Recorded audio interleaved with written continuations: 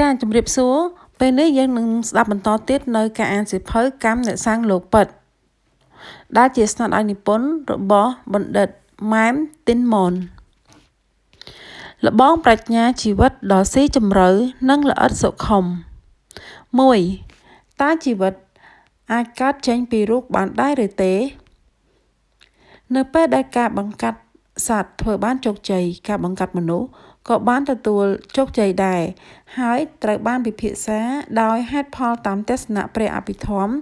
នៅជំពូកចុងក្រោយប៉ុន្តែពួកអ្នកវិទ្យាសាស្ត្រនឹងពិបាកស្វែងយល់ថាហេតុអ្វីបានជោគជ័យដោយសារគេទទួលយកទ្រឹស្ដីថាជីវិតទាំងអស់កើតចេញពីជីវិតតើគេនឹងពន្យល់ថាសត្វមានជីវិតកើតចេញពីកោសិកាដែលតាមពិតទៅជារូបធាតុឥតជីវិតដូចម្តេចកើតការបង្កើតទារកក្នុងបំពង់សាកពីអូវលរបស់ម្ដាយដែលបង្កកំណើតដោយកោសិកាភេទរបស់ឪពុកហៅថា sperm នោះកោសិកាទាំងពីរក៏ជារូបធាតុឥតជីវិតដែរ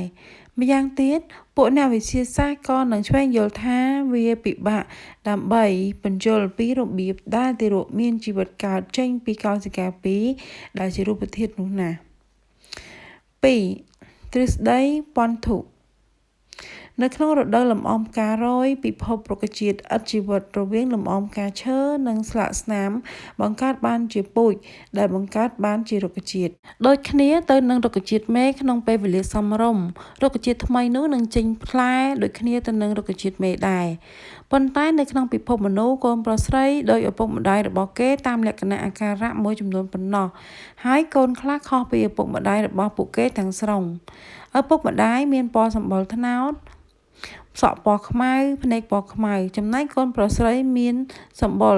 សក់ពណ៌មាសនិងភ្នែកពណ៌ខៀវដូចក្មេងជនជាតិអង់គ្លេសពន្យល់រឿងនេះជាមួយនឹងទ្រឹស្ដីពន្ធុដូចម្ដេចយោងទៅតាមទ្រឹស្ដីពន្ធុកោសិកាអាចផលិតចេញពីប្រភេទកោសិកាដូចគ្នានៅក្នុងពេលពោលផ្ទៃអំព្រីយ៉ុងបង្កើតជាមួយកោសិកាតែមួយពោលគឺអូវលដែលជាអ្នកបង្កកំណើតនៅពេលដែលកោសិកាលូតលាស់ទៅជាទារកកោសិកាថ្មីផ្សេងជាច្រើនត្រូវបានបង្កើតឡើងតើគេអាចពន្យល់ករណីនេះដូចម្ដេចដូចគ្នានេះដែរប្រសិនបើអាដាមជាមនុស្សដែលត្រូវបង្កើតដំបូងមានពណ៌សម្បុរសក់ពណ៌មាសនិងភ្នែកពណ៌ខៀវតើយើងអាចរៀបរាប់ពីការកើតឡើងនៃជនជាតិចិននិងជនជាតិជប៉ុនដែលមានសម្បុរលឿងសក់និងភ្នែកពណ៌ខ្មៅដូចម្ដេចជនជាតិភូមាថៃម៉ាឡេនិងឥណ្ឌូនេស៊ីដែលមានសម្បុរត្នោតសក់និងភ្នែកមានសម្បុរពណ៌ខ្មៅសក់ខ្មៅរួញនិងភ្នែកពណ៌ខ្មៅត្រូវពន្យល់ដូចម្ដេចក្នុងករណីដែលកូនភ្លោះមានរាងដូចគ្នាគេពន្យល់ថាអូវលឬស៊ីកូតដែលបង្កកំណើតបំបែកទៅជាកោសិកាពីរហើយកោសិកាពីរនោះអភិវឌ្ឍដោយឡែកពីគ្នាដើម្បីបង្កើតទារកពីរប៉ុន្តែទារកដែលដូចគ្នានេះខុសគ្នាខាងលទ្ធភាពផ្លូវចិត្តដូចជាចរិតចំណាប់អារម្មណ៍ប្រាជ្ញាទេពកោសល្យសំណាងនិងវាសនាពួកអ្នកវិទ្យាសាស្ត្រមិនអាចផ្ដល់ការពន្យល់ពេញចិត្តសម្រាប់ភាពខុសគ្នានេះបានទេបញ្ហាដែលធ្ងន់ធ្ងរបំផុតនោះគឺត្រូវផ្ដល់ហេតុផលឲ្យពេញចិត្តសម្រាប់ការកើតឡើងនៃចិត្តនិងជីវិតចេញពីរូបគឺថាកោសិកាសរីរាង្គទាំងពីរឲ្យឈ្មោះថាកោសិកាអូវលនិងកោសិកាស្ពែម៉ាតូស៊ូអ៊ីតពួកអ្នកវិទ្យាសាស្ត្រនៅស្ងៀមលើបញ្ហានេះមិនបាច់និយាយថ្មីដល់ទៅការបង្កើតចិត្តចេញពីរូបទេអ្នកវិទ្យាសាស្ត្រពិតជាមិនដឹងអ្វីទៅជាចិត្តគឺជានាមធម៌ដែលមានចិត្តនិងចេតសិកតាមពិតអ្នកវិទ្យាសាស្ត្រមិនបានដឹងលក្ខណៈពិតរបស់ចិត្តនិងចេតសិកហើយនឹងរបៀបដែលចេតសិកមានឥទ្ធិពលទៅលើចិត្តឲ្យទៅជាកុសលនិងមានបញ្ញាឬឲ្យទៅជាអាក្រក់និងបំផ្លិចបំផ្លាញបំផុតនៅក្នុងលោកនៅពេលគេមិនបានដឹងពីលក្ខណៈនិងកិច្ចរបស់នាមគេមានទំនោរទៅរកការស្មានថាខួរក្បាលធ្វើតួនាទីជាចិត្តនេះនឹងធ្វើឲ្យរឿងរ៉ាវកាន់តែអាក្រក់ឡើងសម្រាប់ខួរក្បាលនោះគឺគ្រាន់តែជារូបធាតុហើយវាមិនដឹងថាអ្វីទៅល្អអ្វីទៅអាក្រក់ទេអ្វីទៅត្រូវអ្វីខុសទេនិងអ្វីទៅជាគោលបំណងដ៏ប្រសើរនៅក្នុងជីវិត ទ្រឹស្ដីខួរក្បាលនិងរាំងស្ទះដល់ការលូតលាស់របស់មនុស្សនិងការអភិវឌ្ឍផ្លូវចិត្តឆ្ពោះទៅរកភាពប្រសើរបំផុតដើម្បីសោយសេចក្តីសុខស្ងប់ជារៀងរហូតដូច្នេះជារឿងសំខាន់ណាស់ដើម្បីយល់ដឹងឲ្យបានច្បាស់ពីរបៀបដែលចិត្តគ្រប់គ្រងជោគវាសនារបស់បុគ្គលម្នាក់ៗតាមរយៈកម្មជាមរតក 3. អតីតភពនិងអនាគតភពតាមពិតទៅគឺអស្ចារ្យណាស់ដែលអ្នកវិទ្យាសាស្ត្រអាចធ្វើការសិក្សាជាប្រព័ន្ធទៅលើមូលដ្ឋាននៃការបង្កើត fossil វិទ្យាសកម្ម កាបូនឡាក់និងផ្ដល់នូវការទូទាយដ៏ល្អទៅលើអាយុផែនដីរបស់យើងនិងការវិវត្តនៃជីវិតតាមដំណាក់ផ្សេងឆ្លងកាត់តាមប្រវត្តិសាស្ត្រក៏ប៉ុន្តែពួកគេមិនអាចសិក្សាអំពីអតីតជាតិរបស់សត្វមានជីវិតនីមួយៗបានហើយគេក៏មិនអាចមានមធ្យោបាយដើម្បីសិក្សាពីអនាគតជាតិរបស់បុគ្គលបានដែរម្យ៉ាងវិញទៀតពួកអ្នកវេទនិយមសម្ដែងថាព្រះអាទិទេពបង្កើតអ្វីៗគ្រប់យ៉ាងដឹងអ្វីៗគ្រប់យ៉ាងនិងគ្រប់គ្រងអ្វីៗគ្រប់យ៉ាងក៏មិនបាននិយាយអ្វីសោះអំពីអតីតជាតិដែលតរាប់មិនបានរបស់បុគ្គលព្រោះគេមិនអាចដឹងនៅជាតិដូច្នោះបានឡើយនៅក្នុងលទ្ធិវេទនិយមមិនមានអនាគតជាតិជាក់ស្ដែងបន្ទាប់ពីស្លាប់ឡើយព្រោះបុគ្គលនីមួយៗត្រូវរងចាំនៅភ្នូកសម្រាប់ថ្ងៃវិនិច្ឆ័យដោយសារអ្នកវិទ្យាសាស្ត្រជឿថាមនុស្សកើតឡើងពីការផ្សំនៃស្ពឺមនិងអូវលរបស់ឪពុកម្ដាយនាំឲ្យมันមានអតីតភាពក្នុងជំនឿបែបនេះទេហើយក៏មិនមានអនាគតភពបន្ទាប់ពីសេចក្តីស្លាប់ដែរដោយសារមនុស្សម្នាក់អាចរស់នៅសម្រាប់តែមួយជាតិហើយអំពើល្អនិងអាក្រក់នឹងមិនឲ្យផលណាមួយបន្ទាប់ពីបច្ចុប្បន្នជាតិបុគ្គលនោះឯងនឹងមិនខ្វល់ធ្វើនៅអំពើជាកុសលដូចជាការឲ្យទានរក្សាសីលនិងការប្រតិបត្តិភាវនាជាដើមបុគ្គលនោះព្យាយាមគ្រាន់តែដើម្បីសប្បាយជាមួយកាមគុណឲ្យបានច្រើនតាមតែអាចធ្វើទៅបានការរស់នៅប្រភេទនេះនឹងមិននាំទៅរកសេចក្តីសុខពិតប្រាកដក្នុងពេលបច្ចុប្បន្នហើយនឹងនាំទៅរកកំណើតក្នុងអបាយភូមិបន្ទាប់ពីស្លាប់ទៅដូច្នេះវានឹងคล้ายទៅជាការបាត់បង់ដ៏សម្បើមចំពោះគាត់នៅក្នុងពុទ្ធសាសនានិងសាសនាហិណ្ឌូមាននិយាយពាក្យថាសង្សារៈគឺការវិលកើតវិលស្លាប់ចំនួននៃអតីតជាតិរបស់សត្វនីមួយៗមានច្រើនរាប់មិនអស់ហើយសត្វទាំងនេះនឹងរស់នៅពីជីវិតមួយទៅជីវិតមួយក្នុងអនាគតរហូតដល់ពេលបុគ្គលនោះត្រូវរួចរំដោះចេញពីសេចក្តីទុក្ខក្នុងសង្សារៈមានភស្តុតាងជាក់ច្បាស់ដើម្បីបង្ហាញថាបុគ្គលនីមួយៗបានរស់នៅក្នុងអតីតកាលពីមុនរហូតដល់ជាតិនេះហើយបុគ្គលនោះឯងនឹងកើតក្នុងជាតិក្រោយទៀតបន្ទាប់ពីស្លាប់ទៅភស្តុតាងទាំងនេះគេមិនអាចបដិសេធចោលហើយគេមិនគួរមិនអើពើនោះឡើយការបញ្យលមានហេតុផលសម្រាប់ភពតទៅទៀតរបស់បុគ្គលនីមួយៗគេក៏បីឆ្វេងយល់ហើយការរៀបចំប្រសើរបំផុតក៏បីធ្វើឡើងដើម្បីយើងអាចរស់នៅដោយសុខសប្បាយរុងរឿងគ្រប់អនាគតជាតិតទៅមុខទៀតភស្តុតាងសម្រាប់អតីតជាតិខ្ញុំបានប្រមូលភស្តុតាងលក្ខណៈវិទ្យាសាស្ត្រច្បាស់លាស់ជាច្រើនដើម្បីបង្ហាញ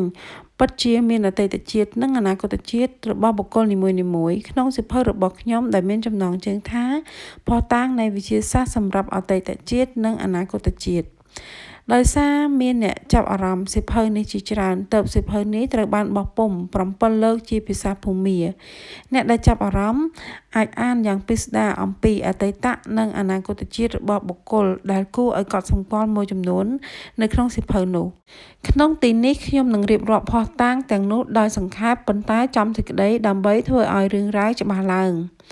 ភស្តុតាងខាងក្រោមគាំទ្រដល់អត្ថិភាពពិតនៃជីវិតទាំងឡាយក្នុងអតីតកាល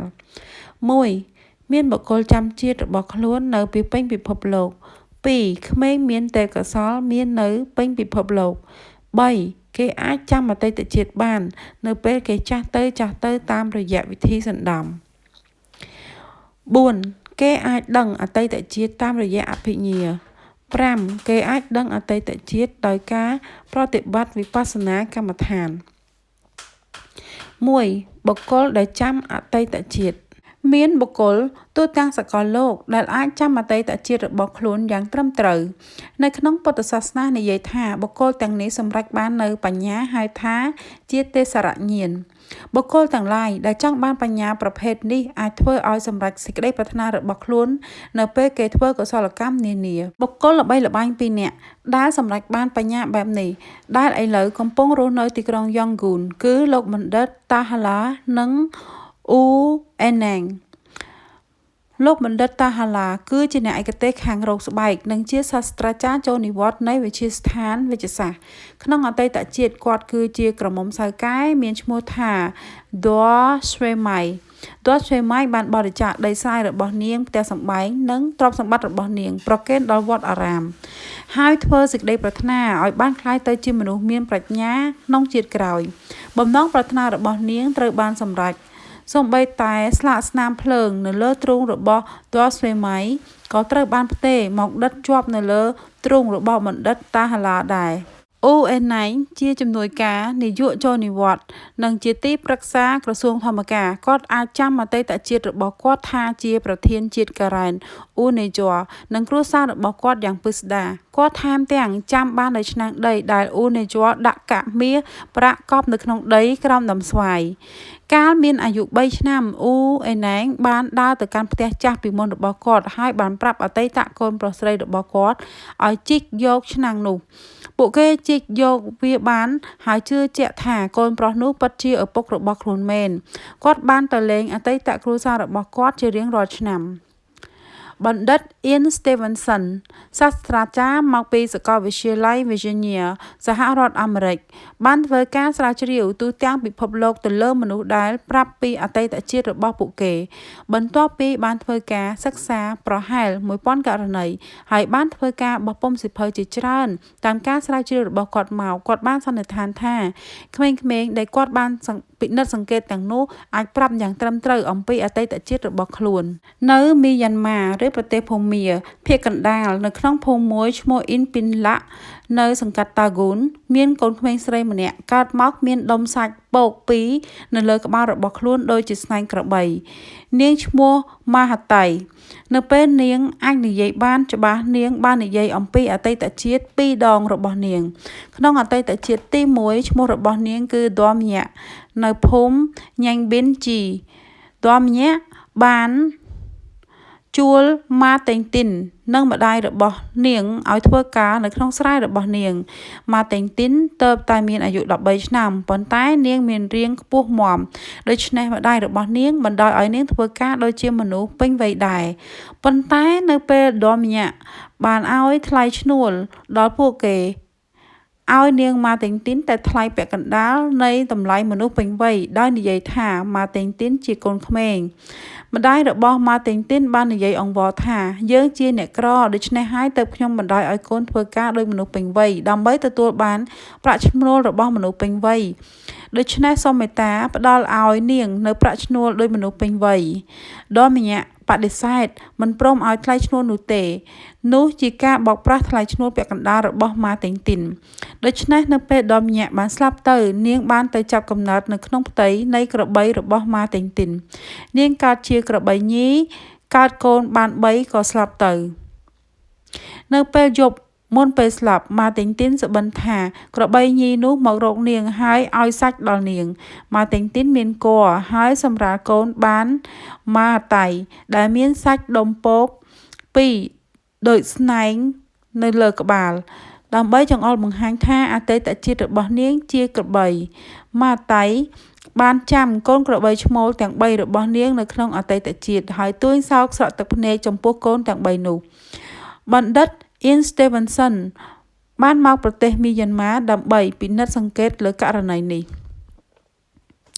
Shanti Devi កើតនៅក្នុងក្រុង New Delhi ប្រទេសឥណ្ឌាឆ្នាំ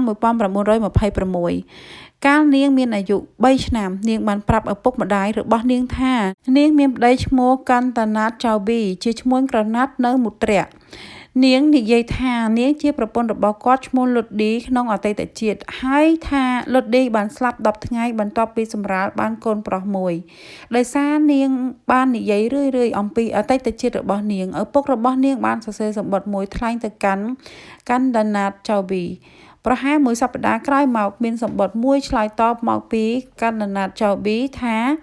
តាមពិតទៅលុតឌីគឺជាប្រពន្ធរបស់គាត់មែនហើយនាងស្លាប់10ថ្ងៃបន្ទាប់ពីសម្រាលកូនប្រុសមួយគាត់ក៏សុំការអនុញ្ញាតឲ្យគាត់បានឃើញឆន្ទីទេវី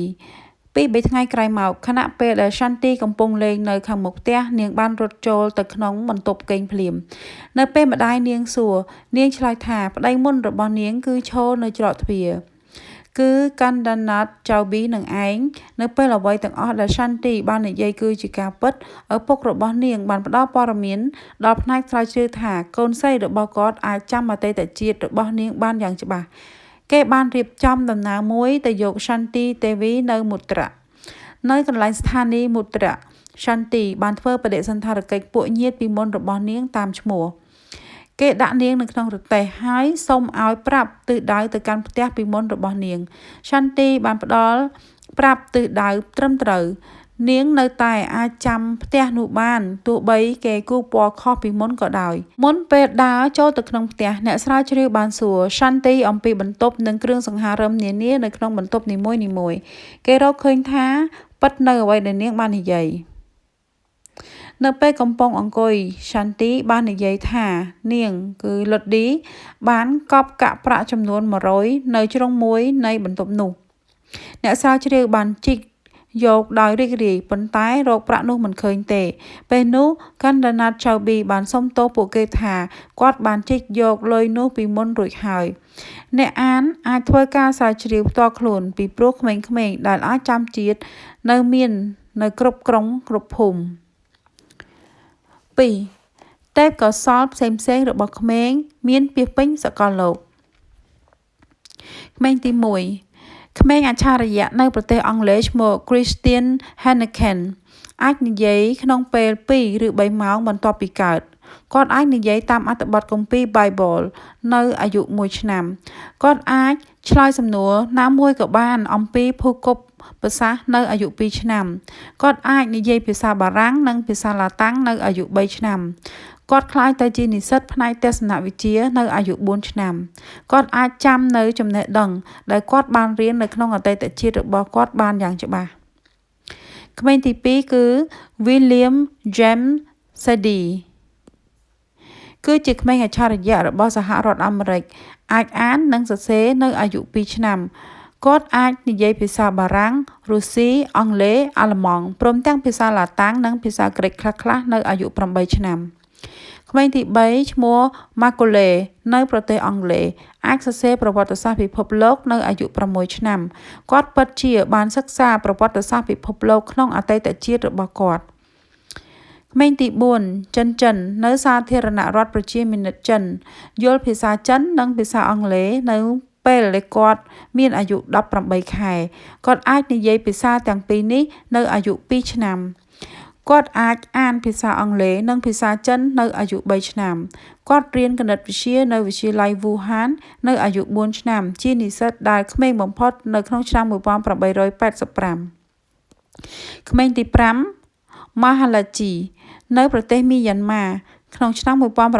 1954អាចអានភាសាបាលីនិងយល់អត្ថន័យបាននៅអាយុ6ឆ្នាំ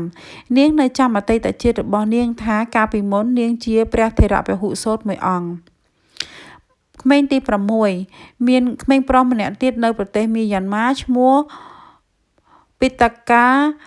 Mongtunjang ពីព្រោះគាត់អាចអានសូត្របិដកបាលីបានយ៉ាងច្រើននៅអាយុ6ឆ្នាំគេបានអញ្ជើញគាត់ទៅស្រុកភូមិជាច្រើនដើម្បីឲ្យសូត្របិដកបាលីនៅក្នុងពិធីសូត្រធម៌គាត់ជាភិក្ខុពហុសូត្រមួយអង្គកាលពីអតីតជាតិដោយសារគាត់ចាំបិដកបាលីនៅក្នុងបច្ចុប្បន្នជាតិនេះគាត់អាចសូត្របាលីបានដោយពុំចាំបាច់រៀនឡើយដូច្នេះនៅក្នុងលោកមានបុគ្គលចម្រើនដោយបុគ្គលិកលក្ខណៈខ្ពស់ជាច្រើនដូចជាព្រះអង្គព្រះសម្មាសម្ពុទ្ធជាដើម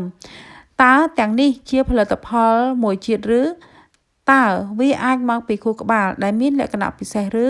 ពួកអ្នកវិទ្យាសាស្ត្របានសិក្សាទៅលើខួរក្បាលរបស់ Albert Einstein បន្ទាប់ពីគាត់ស្លាប់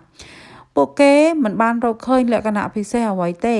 ទេពកោសល្យនានាអាចបង្ហាញជាភស្តុតាងដោយលទ្ធភាពឯកទេសតាមរយៈការរៀនសូត្រពីអតីតរបស់គាត់ក្នុងជាតិមុន3ការចាំអតីតជាតិដោយ regression គឺអាយុខៃការបង្វិលថយក្រោយទៅរកអតីតកាលតាមរយៈវិធីសណ្ដំអ្នកដែលមិនអាចចាំអតីតជាតិរបស់ខ្លួនបានគេអាចធ្វើឲ្យការសណ្ដំហើយស្នើសុំឲ្យប្រាប់អំពីអតីតជាតិរបស់ពួកគេអាចសួរអ្នកដែលត្រូវបានគេសណ្ដំនោះអំពីអតីតជាតិរបស់គាត់អំពីព្រឹត្តិការណ៍ក្នុងវ័យកុមាររបស់គាត់និងអំពីអតីតជាតិរបស់គាត់ផងដែរគេបានសិក្សានិងអនុវត្តបច្ចេកទេសនេះជាច្រើននៅអឺរ៉ុបនិងសហរដ្ឋអាមេរិកទី1គឺអ្នកស្រី Anne Parker ជាមេផ្ទះនៅប្រទេសអង់គ្លេសមិនចេះនិយាយភាសាបារាំងទេគាត់មិនដែលរៀនភាសាបារាំងឡើយហើយគាត់ក៏មិនដែលទៅប្រទេសបារាំងដែរប៉ុន្តែនៅពេលគេសណ្ដំគាត់អាចនិយាយអំពីព្រឹត្តិការណ៍ជាច្រើនដែលបានកើតឡើងនៅក្នុងទីក្រុងប៉ារីសជាភាសាបារាំងយ៉ាងស្ទាត់ទី2ព្រះតេជគុណ Martin ជាបព្វជិតសាសនាគ្រីស្ទនៅទីក្រុង Pennsylvania ហើយនិងសមាជិកវិហារគ្រីស្ទចំនួន22រូបចង់ធ្វើការសិក្សាស្រាវជ្រាវរបស់ពួកគេផ្ទាល់ទាក់ទងទៅនឹងអតីតជាតិពួកគេបានរៀនពីសិល្បៈនៃការសណ្ដំហើយគេបានឲ្យបរិស័ទនៅវិហាររបស់គេដែលមិនជឿអតីតជាតិឲ្យធ្វើវិធីសណ្ដំដែរប៉ុន្តែនៅពេលដែលគេស្នើសុំឲ្យប្រាប់អំពីអតីតជាតិរបស់ផងគេពួកគេបានប្រាប់ថាពួកគេជាអ្វីនៅក្នុងអតីតហើយរស់នៅកន្លែងណាធ្វើការនៅកន្លែងណានិងមានអ្វីកើតឡើងក្នុងអតីតជាតិរបស់ពួកគេរាល់ការនិយាយនោះត្រូវថតទុកហើយចាក់ឲ្យពួកគេមើលវិញតើខ្ញុំកំពុងនិយាយអំពីអតីតជាតិរបស់ខ្ញុំឬខ្ញុំមិនអាចជឿបានទេពួកគេបានកត់សម្គាល់យ៉ាងដូចនេះក្នុងការភ្ញាក់ផ្អើលដ៏អស្ចារ្យនៅពេលដែលសេចក្តីប្រកាសរបស់ពួកគេក្រោមការធ្វើសណ្ដំអំពីអតីតជាតិនោះត្រូវបានគេពិនិត្យសង្កេតគេបានរកឃើញថាវាគឺជារឿងពិតការស្រាវជ្រាវរបស់ពួកគេបានបោះពុម្ពចេញជាសៀវភៅមួយក្បាលមានចំណងជើងថាការស្រាវជ្រាវពីការចាប់ជាតិនិងហួសពីនេះទី3គណៈកម្មការស្រាវជ្រាវមួយក្រុមនៃសហរដ្ឋអាមេរិកបានសណ្ដំឲ្យអ្នកស្រី Virginia Tighe 6 ដងនៅក្នុងឆ្នាំ1952ដល់1953ក្នុងពេលទាំង6ដងគាត់បាននិយាយអំពីអតីតជាតិរបស់គាត់ថាជា Brady Moore-P នៅក្នុងទីក្រុង Belfast ប្រទេសអៀរឡង់ប្រហែល150ឆ្នាំកន្លងទៅគាត់បានប្រាប់កន្លែងដែលនាងរស់នៅឈ្មោះផ្លូវឈ្មោះកន្លែងហាងធំដែលគាត់ធ្លាប់ទៅទិញអីវ៉ាន់ហើយនឹងឈ្មោះប្តីរបស់គាត់ដែលធ្លាប់ធ្វើជាសាស្ត្រាចារ្យច្បាប់នៅមហាវិទ្យាល័យម្ចាស់ស្ត្រីកំឡុងឆ្នាំ1847ក្រុមគណៈកម្មការស្រាវជ្រាវបានធ្វើដំណើរទៅកាន់ទីក្រុង Belfast ដើម្បីធ្វើការពិនិត្យសង្កេតពួកគេមិនអាចរកឃើញឈ្មោះផ្លូវអាសយដ្ឋានដែល Brady Murphy បានរស់នៅនឹងហាងធំដែលគាត់ធ្លាប់ទៅទិញអីវ៉ាន់នោះទេអ្វីបានផ្លាស់ប្ដូរក្នុងអំឡុងពេល150ឆ្នាំប៉ុន្តែនៅពេលដែលគេធ្វើការសិក្សាសៀវភៅកំណត់ហេតុទីក្រុងចាស់និងរបាយការណ៍នោះគេបានរកឃើញឈ្មោះហាងធំដែលបានរៀបរាប់ប្រាប់ដោយអ្នកស្រី Virginia Tigheគេក៏បានឃើញរបាយការណ៍ដែលម្ចាស់ស្ត្រីប្រទេសអង់គ្លេសមកកាន់ប្រទេសអៀរឡង់នៅក្នុងឆ្នាំ1847ហើយសម្ពោធមហាវិទ្យាល័យរបស់ម្ចាស់ស្ត្រីដែលជាកន្លែងប្តីរបស់ Brady Murphy ធ្វើការជាសាស្ត្រាចារ្យច្បាប់នៅទីនោះរឿងរបស់ Brady Murphy ត្រូវបានបោះពុម្ពតាមកាសែតនិងទស្សនាវដ្តីនានាយ៉ាងល្បីល្បាញនៅសហរដ្ឋអាមេរិក Edgar Cayce មនុស្សមានអភិនិហាសមត្ថភាពនិងសមិទ្ធផលរបស់ Edgar Cayce នៅសហរដ្ឋអាមេរិកគឺមានអាថ៌កំបាំងនិងអស្ចារ្យណាស់គាត់កើតនៅ Kentucky ឆ្នាំ1877ឪពុកម្ដាយរបស់គាត់ជាកសិករមិនមានការអប់រំខ្ពស់ទេគាត់បានទៅសិក្សាសាលានៅជនបទដល់ថ្នាក់ទី9ពេលនោះគាត់ធ្វើការជាស្មៀននៅបណ្ណាគារមួយក្រោយមកគាត់បានក្លាយទៅជាអ្នកលក់ធានារ៉ាប់រងម្នាក់នៅអាយុ21ឆ្នាំគាត់មានជំងឺរលាកបំពង់កហើយបាត់បង់សំឡេងគាត់បានព្យាបាលរយៈពេល1ឆ្នាំប៉ុន្តែគ្មានប្រសិទ្ធភាពអ្វីទេ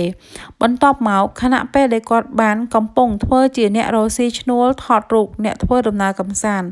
និងជាអ្នកចេះវិធីសណ្ដំម្នាក់ ឈ្មោះលោក Hart បានមកកាន់ទីក្រុងគាត់បានយល់ព្រមធ្វើសណ្ដំដល់ Edgar Cayce ដោយអភិនិហាអាចនិយាយក្នុងសំឡេងធម្មតាក្រោមវិធីសណ្ដំនោះក្រោយមកអ្នកនៅក្នុងស្រុកម្នាក់ឈ្មោះ Lenny ដែលមានទេពកោសល្យជាអ្នកសណ្ដំបានធ្វើសណ្ដំដល់លោក Cayce ហើយបានស្នើឲ្យគាត់រៀបរាប់លក្ខណៈជំងឺរបស់គាត់ Edgar Cayce បានឆ្លើយតបនៅក្នុងសំឡេងធម្មតាតាមសភាពធម្មតារាងកាយមិនអាចនិយាយបានទេដោយសាររោគខ្វិន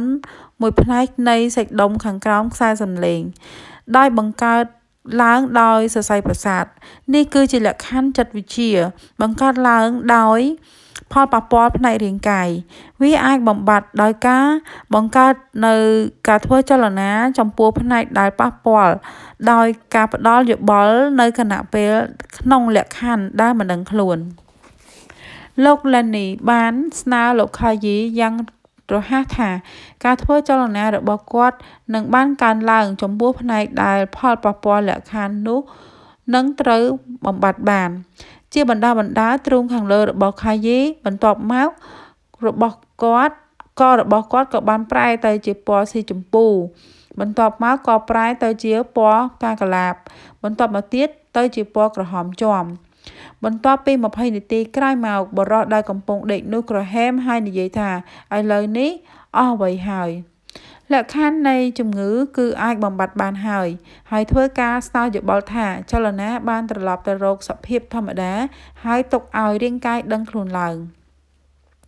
លោក Lenny បានស្នើឲ្យ Edgar Cayce ភ្ញាក់ឡើងតាមបញ្ជាហើយនិយាយតាមធម្មតាក្នុងភាពសណ្ដំរឿងរ៉ាវហាក់ដូចជាកើតឡើងដល់ Lenny ថាបើ Cayce អាចមើលឃើញហើយវិនិច្ឆ័យលក្ខខណ្ឌជំងឺរបស់គាត់ផ្ទាល់បានគាត់ក៏ប្រហែលជាអាចមើលឃើញនិងវិនិច្ឆ័យជំងឺរបស់អ្នកដទៃបានដែរគេបានព្យាយាមធ្វើពិសោធន៍លើ Lenny ផ្ទាល់ដែលកំពុងរងការឈឺចាប់ដោយជំងឺក្រពះក្រោមការធ្វើសណ្ដំ Cayce បានពណ៌នានៅលក្ខខណ្ឌជំងឺក្នុងរាងកាយរបស់ Lenny ហើយបានស្នើឲ្យមានការព្យាបាលតាមវិធីជាក់លាក់មួយការព្យាបាលនោះដំណើរការទៅបានបន្ទាប់មក Cayce បានធ្វើរោគវិនិច្ឆ័យលើអ្នកជំងឺជាច្រើននិងផ្ដល់នូវការអានយ៉ាងត្រឹមត្រូវការអានអាចធ្វើឡើងនៅពេលយប់ឬនៅពេលថ្ងៃ2ឬ3នាទីបន្ទាប់ពីដេកតម្រេតខ្លួនគាត់នឹងបានលងលក់ពេលនោះ Lenny ឬប្រព័ន្ធរបស់ Cayce ឬបុគ្គលទទួលបន្ទុកដទៃទៀតនឹងផ្ដល់ឲ្យគាត់នៅយោបល់សមរម្យរូបមន្តធម្មតាដូច្នេះគឺឥឡូវអ្នកនឹងមាននៅចំពោះមុខអ្នកឈ្មោះបុគ្គលហើយយើងដាក់ឈ្មោះបុគ្គលមកដែលមាននៅទីតាំងគឺនៅផ្លូវណាអាស័យដ្ឋានណាទីក្រុងណារដ្ឋណាអ្នកនឹងត្រួតពិនិត្យរូបកាយរបស់គាត់ដោយប្រុងប្រយ័ត្នពិនិត្យវាឲ្យបានហ្មត់ចត់ហើយប្រាប់ខ្ញុំនៅលក្ខខណ្ឌជំងឺដែលអ្នករកឃើញនៅបច្ចុប្បន្នដោយប្រាប់នៅហេតុនៃស្ថានភាពជំងឺកំពុងមានព្រមទាំងយោបល់សម្រាប់ជួយសង្គ្រោះរូបកាយនោះអ្នកនឹងឆ្លើយនៅសំណួរដោយដែលខ្ញុំសួរពួកគេក្រៅវិធីសណ្ដំ Edgar Cayce មានសមត្ថភាពដឹងផ្លូវចិត្តគាត់អាចពិនិត្យអ្នកជំងឺដែលនៅឆ្ងាយហើយមើលធ្លុះក្នុងរូបកាយរបស់អ្នកដទៃដើម្បីវិនិច្ឆ័យនៅលក្ខណៈជំងឺនិងការព្យាបាលយ៉ាងត្រឹមត្រូវដូច្នេះអ្នកជំងឺទុពលភាពមិនចាំបាច់នាំទៅជួបគាត់ទេគាត់អាចធ្វើការវិនិច្ឆ័យរោគនិងព្យាបាលជំងឺបានយ៉ាងត្រឹមត្រូវមិនមែនតែនៅសហរដ្ឋអាមេរិកទេប៉ុន្តែថែមទាំងមកពីប្រទេសដទៃផងដែរEdgar Cayce បានផ្ដល់ការវិនិច្ឆ័យនិងព្យាបាលដោយញៀនតាំងពីឆ្នាំ901ម្លេះហើយអ្នកជំងឺប្រហែល 30,000 នាក់បានជាសះស្បើយពីជំងឺរ៉ាំរ៉ៃរបស់ពួកគេគាត់ក៏អាចមើលឃើញនៅកម្មអតីតរបស់ពួកគេហើយគាត់និយាយថាជំងឺខ្លះជាប់តាក់ទងនឹងកម្មអាក្រក់របស់ពួកគេពីអតីត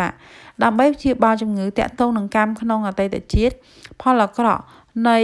អកុសលកម្មនោះគេគប្បីត្រូវបញ្ឈប់អកុសលកម្មដោយការធ្វើនៅកុសលកម្មជំនួសហើយជំងឺបច្ចុប្បន្ននេះគប្បីត្រូវព្យាបាលដោយឱសថសមរម្យថ្នាំដែល Cayce ចេញវេជ្ជបញ្ជាព្យាបាលនោះភាគច្រើនជាថ្នាំឬឈើគ្រឹះស្ថានព្យាបាលរបស់ Edgar Cayce មួយបានបង្កើតឡើងនៅ Virginia Beach របាយការណ៍អ្នកជំងឺទាំងឡាយត្រូវបានរក្សាទុកនៅគ្រឹះស្ថាននោះឯងបំណកស្រាយពីជីវិតដែលច្បាស់ជាងតារាងនៃតារាសាស្ត្រ នៅ Dayton Ohio មិនមែនរហូតដល់ឆ្នាំ1923ទេដែលសំអាងជាលើកដំបូងចំពោះការចាប់ភពកំណើតដែលកើតមានឡើងក្នុងអំឡុងការដឹងមួយរបស់ Edgar Cayce ក្រោយពីបុរសម្នាក់បានស្នើសុំនៅតារាងហោរាសាស្ត្រដល់គាត់មក Cayce បានរៀបរាប់ដោយហេតុផលពីសភាពបាត់ស្មារតីរបស់គាត់ថាការសំខាន់ជាងការជំរុញពីឥទ្ធិពលភពគឺភាពអង្អាចទេពកោសល្យនិងសមត្ថភាពនានាដែលកើតមានចំពោះមនុស្សកាលពីជាតិមុននៅលើភពផែនដីនេះបន្ទាប់មកបានប្រតិបត្តិតាមការដឹងជាតិដែលនៅក្នុងនោះខាយីបានរៀបរាប់ចំណុចពិស្ដារមួយចំនួនពីការចាប់ភពមុននៅលើផែនដីដោយសម្រាំងចំណុចទាំងឡាយច្បាស់លាស់ដែលមានឥទ្ធិពលបំផុតក្នុងពេលបច្ចុប្បន្នពេលនោះជារឿយៗគាត់បានដាក់ឈ្មោះថ្ងៃខែនិងទីកន្លែងព្រមទាំងកត្តាជំរុញលក្ខណៈឲ្យមានផ្នែកទេពកោសល្យភាពទន់ខ្សោយនិងសមត្ថភាពហើយពេលខ្លះបញ្ហាផ្លូវកាយនិងចិត្តដែលកើតឡើងជាលទ្ធផលគាត់បានបញ្យល់ថាការចងចាំបាននាំយកកម្រិតភវង្គៈដ៏ស៊ីជម្រៅមួយពីជាតិមុននោះឯងការដឹងជាតិស្ដីអំពី Edgar Cayce ខ្លួនឯងផ្ទាល់បានលាតត្រដាងថាគាត់បានបួសជាបព្វជិតគ្រឹះម្នាក់នៅប្រទេសអេស៊ីបកាលពីច្រើនសតវត្សរ៍កន្លងទៅនេះដែលបានអំណាចនៃរហស្សវិទ្យាដ៏អស្ចារ្យប៉ុន្តែឆន្ទៈខ្លួនឯងនឹងការត្រេកត្រអាលនឹងកម្មគុណបានសរឲ្យឃើញនៅសេចក្តីវិនាសអន្តរាយរបស់គាត់ក្នុងការចាប់ជាតិក្រោយមកទៀតនៅប្រទេសប៉ែកគាត់បានធ្វើជាគ្រូពេទ្យនៅពេលគាត់មានរបួសក្នុងដំណើរផ្លូវឆ្ងាយតាមវាលខ្សាច់ស្ទើរតែនឹងត្រូវស្លាប់នៅលើវាលខ្សាច់នោះគាត់នៅទីនោះម្នាក់ឯងដោយគ្មានអាហារទឹកសម្រាប់ផឹកហើយនឹងជម្រកស្នាក់នៅស្រួលបួលឡើយគាត់បានចំណាយពេល3ថ្ងៃ3យប់ក្នុងការឈឺចាប់រាងកាយបែបនេះរហូតដល់គាត់បានប្រឹងប្រែងព្យាយាមដ៏ខ្ពង់ខ្ពស់ដើម្បីឲ្យវិញ្ញាណរបស់គាត់រួចផុតពីរូបកាយរបស់គាត់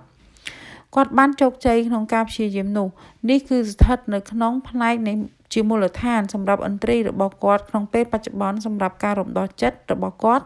ចេញពីការកំណត់នៃរាងកាយរបស់គាត់ប្រសិនបើបុគ្គលបានដាំពូជនៃវិជ្ជានិងពូជនៃចរណៈគឺការប្រព្រឹត្តល្អផ្នែកសិលធម៌ពូជនោះនឹងក្លាយទៅជារុក្ខជាតិដ៏ធំនៅជាតិក្រោយចា៎នៅក្នុងសំស្ដីត្រឹមតែប៉ុណ្ណេះសិនចា៎ជួបគ្នានៅវីដេអូក្រោយ